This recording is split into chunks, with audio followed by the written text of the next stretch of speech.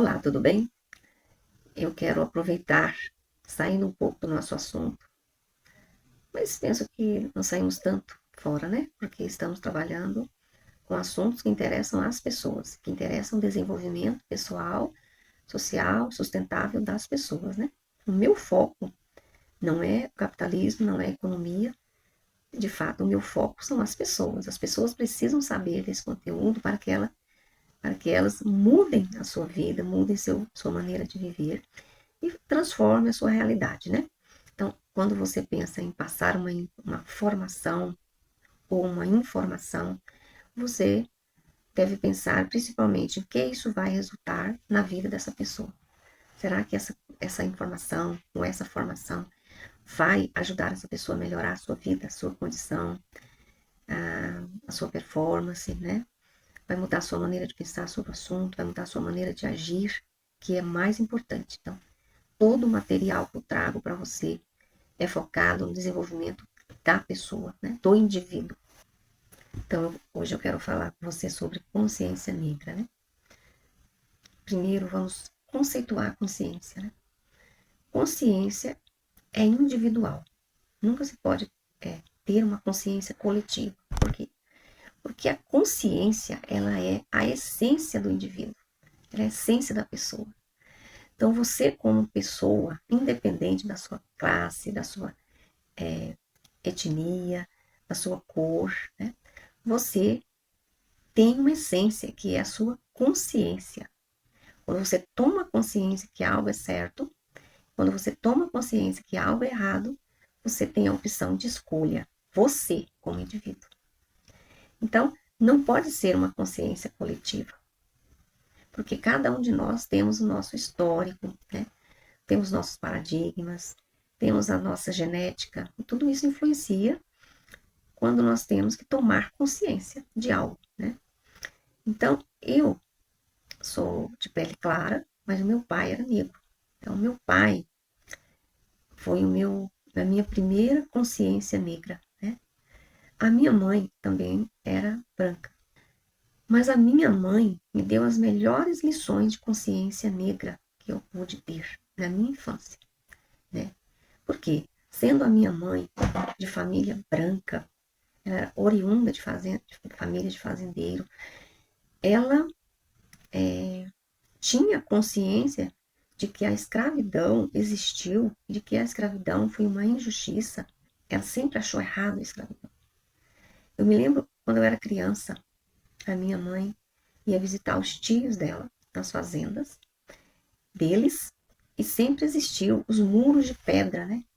Ao invés de colocar tijolos de barro, eles colocavam pedras mesmo, pedras lapidadas, quebradas como tijolos e faziam os muros. Muitas fazendas ainda existem esses muros de pedra. E ela apontava para aqueles muros e dizia: esses muros foram construídos a sangue e suor dos negros. Por isso nós temos que respeitar os negros. Nós nunca podemos tratá-los com discriminação, porque eles são pessoas como nós. E eles sofreram muita injustiça no tempo da escravidão. Então ela trazia essa consciência para mim. E eu olhava para o meu pai era negro. Então eu relacionava meu pai com aquele sofrimento dos escravos negros, né? Sendo que meu pai não foi um escravo da época da escravatura, mas de uma certa forma ele foi um escravo, porque quando foi abolido a escravidão, ainda houve um espaço muito longo de tempo para que os negros conseguissem sair daquela situação de escravidão.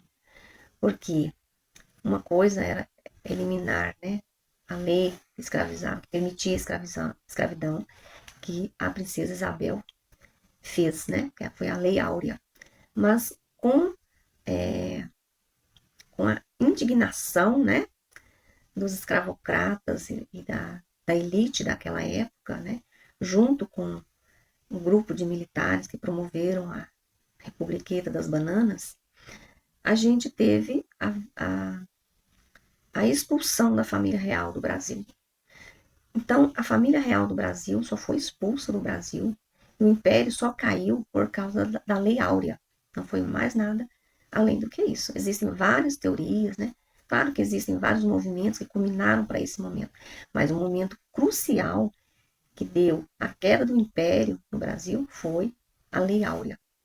Porque a princesa Isabel, além de dizer que os escravos estavam libertos, por destinar terras para aqueles escravos serem donos da sua própria propriedade e cultivar a sua própria terra para a sua subsistência.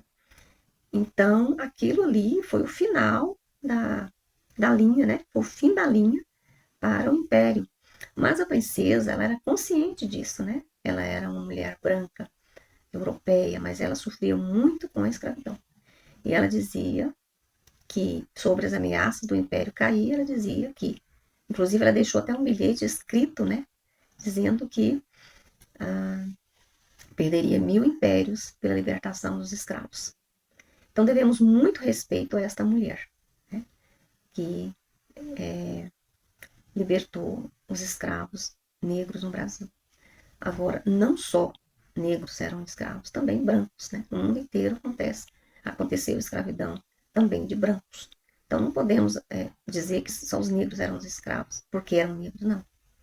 Brancos também foram escravizados, inclusive no Brasil, né? Poucos mais foram. Então, o meu pai era fruto dessa época. Então, ele contava a história dele, né? O pai dele era negro e casou com uma branca. Só que ele teve 5 filhos com essa branca. Ela era protetona de posses, né? De terra. Ele era muito ruim para ela. Ela morreu e ele expulsou todos os filhos dela de casa. Inclusive, os irmãos do meu pai morreu. Todos morreram antes dos 50 anos. O mais velho, acho que morreu com 50 anos. O meu pai sobreviveu até os 83 anos para contar a história, né? Então ele contava a história, como era a vida dele, dos irmãos, nas fazendas, trabalhando para comer somente e dormindo, né, nos engenhos de cachaça, nos engenhos de cana de açúcar, né? Dormindo ali nas baias dos animais, né?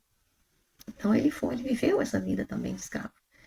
Então eu olhava para o meu pai e relacionava com o que minha mãe falava. Então os dois foram, assim, a minha consciência negra, entendeu? Eu não precisei dos livros. Os livros, para mim, sempre foi uma coisa que não tinha o menor sentido. Eu nunca me interessei em estudar sobre racismo, nunca me interessei em estudar sobre a escravidão nos livros de história, porque eu tinha isso para mim. Eu tinha essa lição ali viva na minha frente. Meu pai negro, minha mãe branca, ela veio oriundo de uma família escravocrata, e que os dois juntos falavam a mesma linguagem, não a discriminação por nenhum tipo de raça, nenhum tipo de cor, nenhum tipo de defeito físico, nenhum tipo de deficiência. Sempre foi isso que eu aprendi na minha infância e a minha vida toda. Eu tive esse testemunho, né? Minha mãe, por exemplo, se ela fosse a uma festa comigo, que ela sempre ia, festa de família, né? E ela já avisava, se chegar lá e ficar escolhendo com quem dançar, vai embora, não fica. Então a gente ia e dançava com todo mundo, né? Porque ela não gostava, né, da discriminação, independente de quem é que seja, né? Então, hoje em dia, né, a gente vê toda essa promoção da consciência negra, mas é uma consciência coletiva, né? Então, o que eu penso? Que o negro, ele tem que tomar consciência do seu valor histórico, do seu valor como pessoa, né? Da sua capacidade física, mental, psicológica, da sua capacidade de inteligência, que também ele é dotado pelo Criador, né? Quando Deus criou um homem, ele não escolheu a quem ele dá inteligência. Ele deu a inteligência para todos, para que todos nós fôssemos despertados como indivíduo, né? E não como coletivo. Então, o que eu vejo hoje é uma manipulação coletiva sobre a consciência, né? Então, eu não consigo compreender, né? Como mudaria uma sociedade promovendo a escravidão ainda, né? Toda a arte, toda a leitura, todo o evento, toda a apresentação está se remetendo à escravidão, remetendo à escravidão. Parece assim que eles não querem que o negro se liberte psicologicamente, né? Ideologicamente daquela situação que eles viveram, né? Nesse tempo. Então, nós precisamos ter, primeiro, saber o que é consciência, né? que é isso, tomar consciência de si próprio, quem eu sou, qual é a minha história, quais as minhas capacidades, para onde eu quero ir, né? Eu não posso continuar vivendo no passado. O passado, para mim, é apenas uma referência para que eu possa subir mais um degrau. Então, essa é a mensagem que eu trago para todas as pessoas, brancas e negras, pobres ou ricas, né, de todas as etnias, indígenas, que a consciência é individual, que você pode tomar consciência, sabendo quem você realmente é, qual é a sua capacidade, qual é a sua missão para esse mundo que nós iremos deixar, né? Para quem eu quero deixar, o que eu quero deixar de legado para a minha geração. Então, a minha mãe e meu pai preferiam deixar de legado para mim a consciência do respeito a todas as pessoas, independente de cor, etnia ou deficiência. Então, é isso que nós temos que ser. E não replicar o que nós vivemos lá atrás, né? O meu pai deveria ser um homem muito ruim para mim, né? Mas ele era um pai muito presente, muito bom e muito carinhoso. Meu pai sempre me contava história todas as noites. Meu pai sempre me carregava no colo. Meu pai sempre gostava de fazer tarefas, atividades, me chamar para fazer atividade com ele. Meu pai ele tinha os seus vícios, né? Decorrente dos seus traumas, das possibilidades que ele teve de, por exemplo, ter o vício da bebida, do cigarro, mas ele era um homem muito amoroso comigo como filha. Ele não replicou o que ele recebeu do seu pai, né? A maldade que o seu pai fez com ele. Só porque ele era negro? Não, né? Talvez o pai dele recebeu violência na escravidão, replicou para ele e ele seria replicar para mim? Não. Ele parou ali. Falou, não, chega. Meu pai olhava, só de olhar para mim eu sabia o que ele queria, entendeu? Então é isso. É, essa mensagem. Eu quero mostrar também a foto do meu pai, pra você não duvidar, tá bom? Então, esse era meu pai. Então, até o próximo vídeo. Consciência amiga para todos nós.